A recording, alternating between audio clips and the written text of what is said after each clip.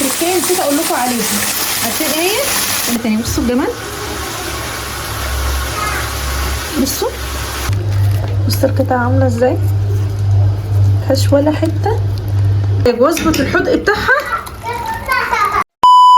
ازيكم يا اخواتي، كل سنه وانتم طيبين. تعالوا بقى هنبدا احلى روتينات او فلوجات في البيت قبل ما نطلع التحدي. هوريكم سر الخلطه بتاعه الطبخ بتاعي ونستفيد من بعض. تمام. النهارده بقى هنعمل لهم مكرونه وبانيه، تمام، وسلطات بقى، والدنيا ايه جميل. هنبدا مع بعض ونشوف الدنيا.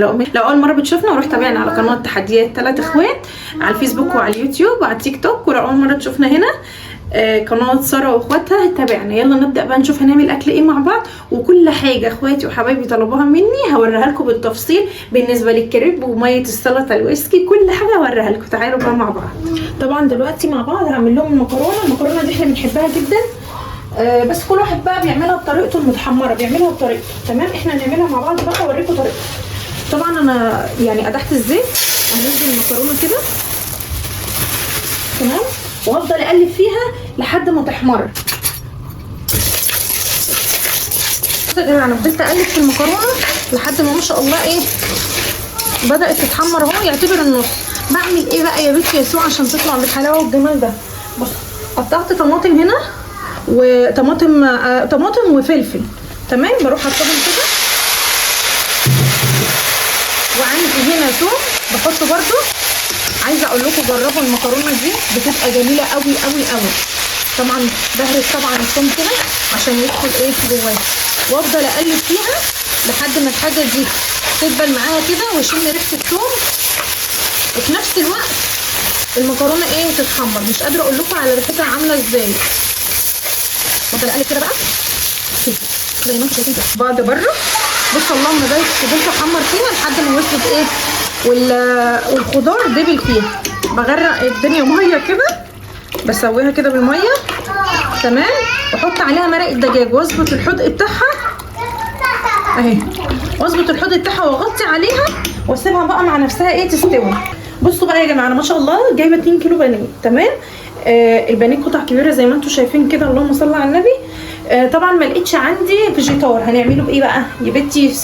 هنعمله بدقيق اللي هو فرايد تشيكن الستريبس، وبالطريقه كمان. وحلو ان انا هعمله عشان اوريها لكم، لان ناس كتير سالتني ساره انت بتعمليه في البيت ازاي. بص انا حطيت هنا فلفل اسود وبابريكا حمراء قوي وشطه وبصل بودره وثوم بودره وتوابل فراخ ومرق الدجاج، واللهم صل على النبي. ايه تاني يا بنتي يسوع؟ وكمون وفلفل اسود، تمام كده. وبجيب يعني ربنا يبارك للي عمل ده يا جماعه، ممتاز وحلو قوي، اللي هو خلطه الشاورما السوري. هحط ده مع ده واحط شويه ميه عليهم، ربع كوبايه ميه كده. هنا عملت ايه بقى؟ مسكت التوابل كلها اللي انا قلت لكم عليها، كلها اللي انا وريتها لكم من شويه لما كانت بودره، حطيتها كلها هنا. وظبطت الملح بتاعه، لان انا ونسيت على فكره اقول لكم ان انا حطيت 3 مرق الدجاج. وهفضل اقلب كده. نبدا بقى كده، احنا عملنا اهو، نبدا عليها كده كلها. طبعا يا جماعه كل واحده في مطبخها بتعمل بايديها، بكون غاسله ايدي كويس جدا، تمام. وابدا ايه بقى؟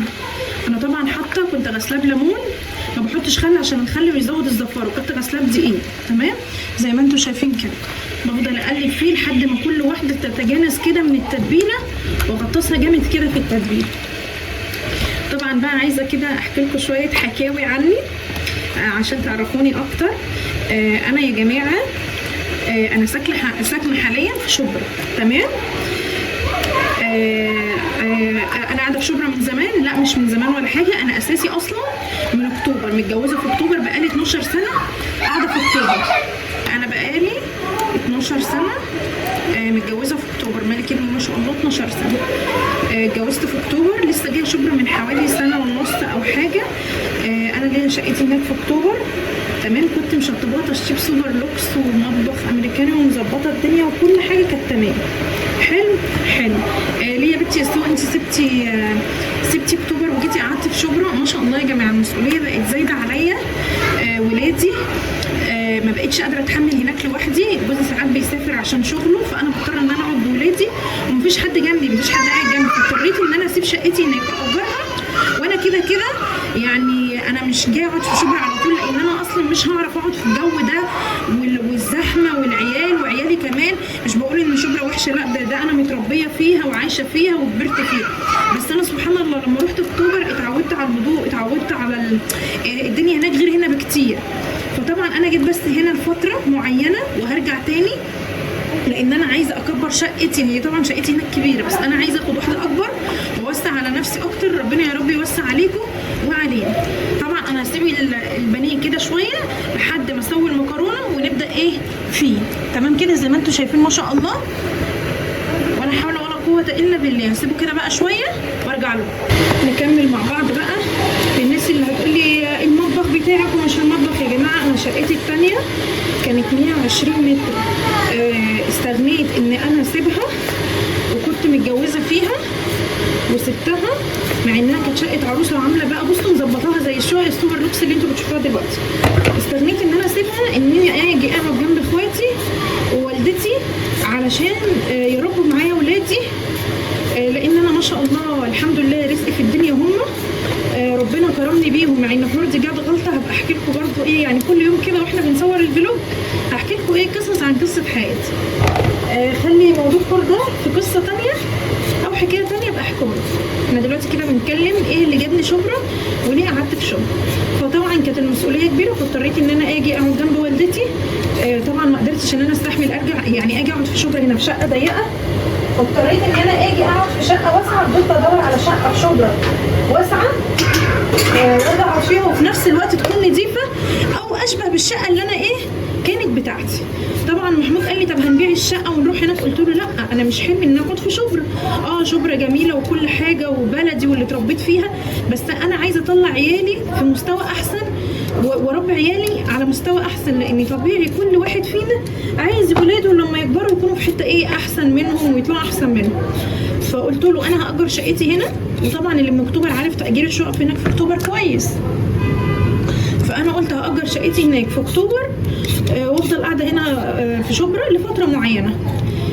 جيت انا واخواتي، احنا بنحب التحديات جدا، عملنا قناه والحمد لله، ومره على مره الدنيا بدات تظبط معانا. ودايما دايما يا جماعه والله بجد انتوا اكيد كلكم عارفين ساره وشفتوها على طبيعتها. اتمنوا دايما الخير للغير، والله ربنا يرضيكم اضعاف مضاعفه. دايما بقول لاخواتي كده، ودايما انا كده، وعارفه ان انا سايبه اكتوبر وكنت حزينه جدا ان انا سبت الحته اللي انا عشت فيها 10 سنين من حياتي، وما كانش سهل عليا ان انا اجي شبرا، بس عارفه ان ربنا هيرضيني، عارفه ان انا اكيد ريحاني شبرا ده خير ليا. وانا كست مصريه بحب السعي جدا، بحب السعي، بمعنى بحب السعي ان انا اشتغل، ما اتكلش على جوزي بس. بحب ان انا اشتغل، بحب ان انا اسعى. انا من اول ما رحت اكتوبر اشتغلت اونلاين في اكتوبر مفروشات. كنت اول ما دخلت اصحابي الكلام ده في المدارس، الايام ما كنا في الجامعه وكده، دخلتهم الكلام ده وخلاص بداوا يطلعوا، بداوا الحمد لله، عشان عندي ثقه في نفسي وعندي ثقه في ربنا، وعارفه ان ربنا هيرضيني وان انا نيتي خالصه لوجه الله. الحمد لله الحمد لله الحمد لله. بقيت ام مالك مسمعه جدا جدا جدا في اكتوبر، وقد كده ناس كتير زعلت ان انا مشيت. بس طبعا لسه برضو يا جماعه انا بشحن لاكتوبر، وزبايني مش في اكتوبر بس، ده بجميع المحافظات. ولسه شغاله اونلاين، بس طبعا بدات يعني اهدي شويه الدنيا بسبب ان انا ايه محتواي على الفيسبوك واليوتيوب وبقى ضغط عليا، فاضطريت ان انا ايه اهدي الدنيا شويه. بقيت مثلا شغاله على زبايني بس. الاول كنت شغاله على الجروبات والكلام ده، بقيت شغاله على الواتس بس، ما بقتش شغاله زي الاول، لان دلوقتي بقيت ورايا مسؤوليه 4 اطفال، ربنا يا رب يبارك لي فيهم، والبيت والتحديات والشغل والكلام ده. فانا واحده ربنا خلاني بحب السعي جدا، وحلمي هوصله ما دام انا نيتي خير وما بعملش حاجه غلط، عارفه ان ربنا هيرضيني في يوم من الايام. الحمد لله كل دعويه اللي انا كنت بدعيها وبقول يا رب راضيني بكل حاجه حلوه، الحمد لله اللهم لك الحمد.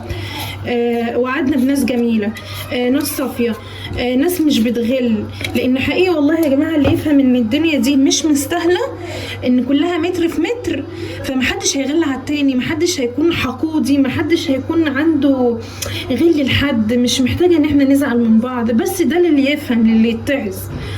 فتعالوا نكمل مع بعض هنعمل ايه. نرجع بقى. بص انا غسلتها كويس جدا، بمسكها بقى ايه اقطعها كده زي ما انتم بتشوفوها، نطلع بيها ايه في التحدي.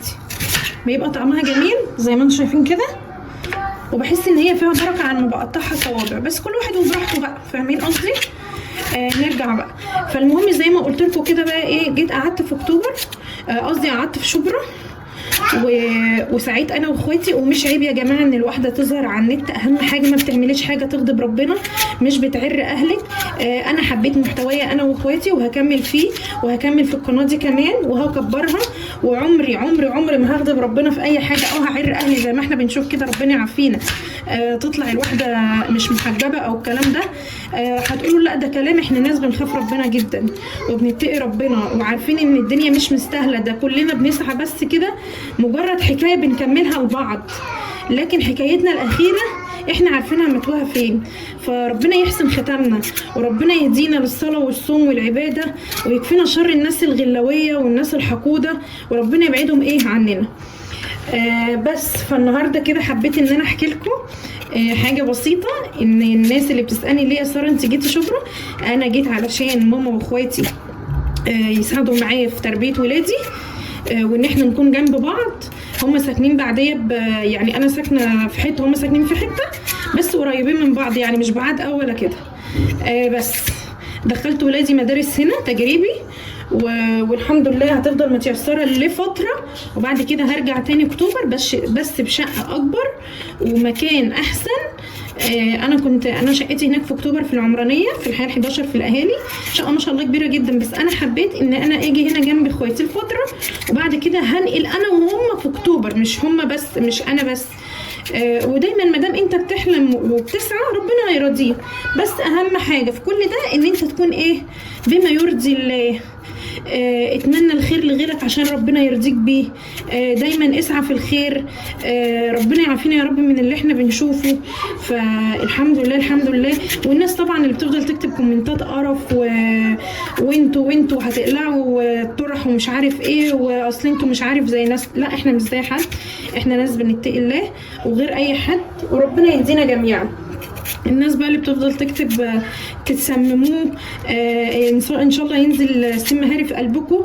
انا ما بدعيش على حد ولا بغلط في حد ولا برد على حد غير رد واحد بس، لما بلاقي حد بيدعي عليا او على اخواتي بقول له ولك بالمثل. اصلا انا لو دعيت في ملك على يميني وعلى شمالي بيقول لك ولك مثله، فانا ليه ادعي؟ ليه اشيل ذنوب؟ فاهمين قصدي؟ فبقول له ولك مثله، بس ما بدعيش على حد ولا بغلط في حد ولا الكلام ده خالص. اللي بيكتب اي كومنت، يعني انا كان معمول عليا حمله انا واخواتي، اصل 3 كذا، واكيد انتوا عارفين، و3 كذا و3 كذا ومش عارف ايه، ولا يهزني. ربنا يكرمنا جميعا وربنا يرضينا جميعا، واتمنى الخير لغيرك ربنا هيرضيك اضعاف اضعاف.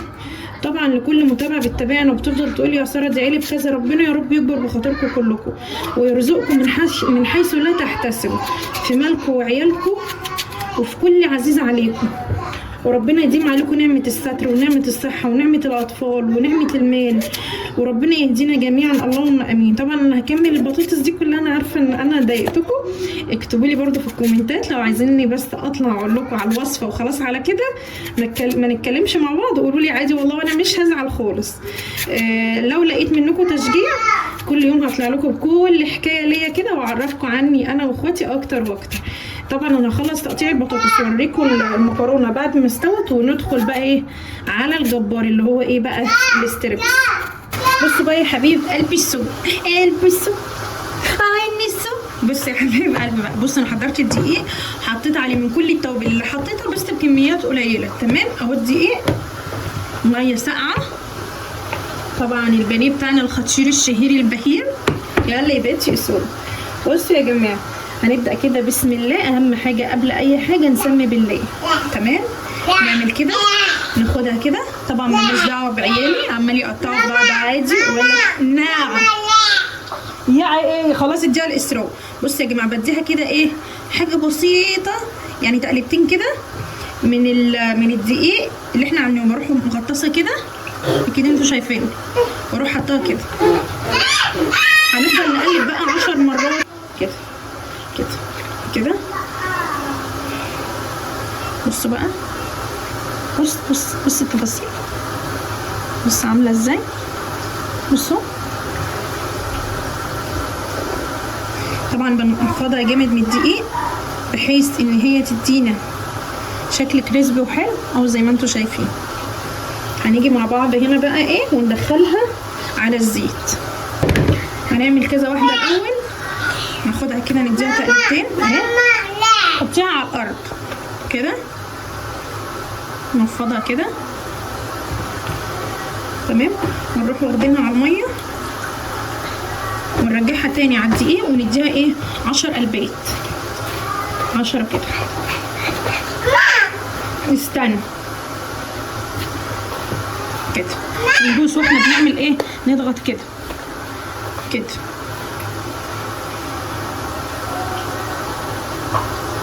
بصوا يا جماعه، بصوا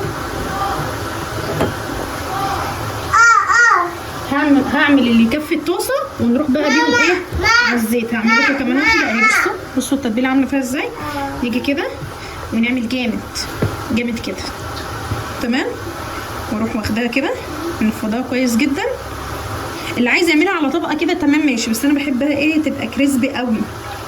واروح واخداها من الدقيق زي ما انتم شايفين كده ونازله بيها هنا، نضغط جامد جامد كده. طيب شايفين كده، وافضل اقلب كده 10 مرات ولا حاجه. تعالوا بقى بصوا، بصوا يا جماعه والله العظيم يعني مش قادره اقول لكم جمالها عامل ازاي. بصوا الخرمشه دي هتبقى جامده. تعالوا بقى بينا في الزيت. طبعا زي ما انتم شايفين كده انا بحمر البطاطس جنبيها، هناخدها اهي تمام، وننزل بقى كده في الزيت الغزير جدا اهو. انا مش ببقى محميه الزيت قوي يعني، مسخنه نص تسخينه كده. ننزل كده وننزل بالجمال دي كمان كده.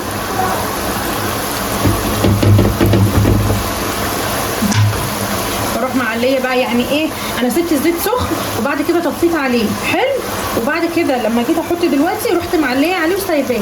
هتتحمر براحتها يعني، نخلي الزيت ايه متوسط تمام. هنا البطاطس اتحمرت اهي، هشيلها واحط حطه تانيه. بصوا يا جماعه ما شاء الله البطاطس بتبقى جميله وفيها بركه جدا عن البطاطس التانيه. بصوا بقى يا جماعه، هنحط البطاطس اللي باقيه كده وارجع لكم بقى بالستريبس عامل ازاي واوريكم دلوقتي.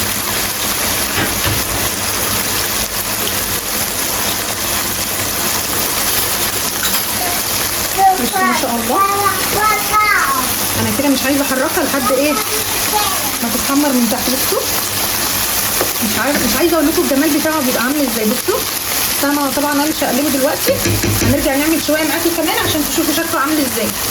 بصوا يا حبايب قلبي السوق، بصوا هناخد واحده تانيه اهي. طبعا دي الموزه بتاعه الفرخ، هنمسكها نقلبها كده. ويفضل بقى كل ما تيجي تعملي بالدقيق تنخليه، علشان ايه الكتل اللي فيه دي تديكي شكل، يعني تشيليها عشان تديكي شكل حلو.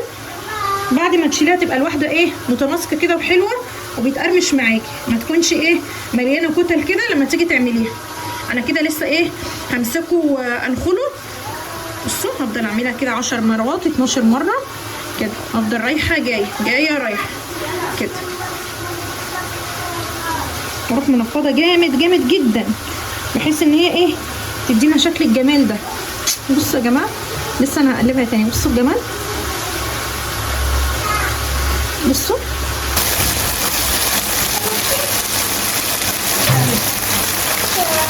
طبعا هروح مقلبها. شوفوا بقى شكلها عامل ازاي ما شاء الله. كتر ما بتحطوا وتركيه نسيت اقول لكم عليها، عارفين ايه ان انتوا تحطوا سمنه مع الزيت. بصوا ما شاء الله طالعه عامله ازاي. لا تقول لي بقى بره ولا غير بره، شوفوا احلى من بره 100 مره.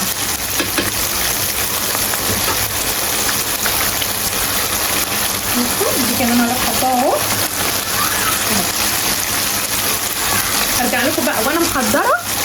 وطبعا هنا بقى زي ما انتم شايفين الجمال والحلاوه. بصوا مفيش ولا واحده طالعه وحشه. بصوا الجمال، بصوا طالعه عامله ازاي. طبعا خلصنا الاكل. بصوا المكرونه ما شاء الله طالعه مفلفله ازاي. بصوا الجمال. طبعا الكاتشب اللي عاملينه في البيت والبطاطس القمر دي. بصوا الجمال، بصوا القطعه عامله ازاي، مفيهاش ولا حته. بصوا عامله ازاي حتى اللي تحتيها. بصوا دي، بصوا القمر. يلا بقى اروح على القناه الثانيه اتفرجوا على التحدي. ما تنسوش اللايك والاشتراك في القناه وتفعلوا زر الجرس عشان يوصلكم كل جديد.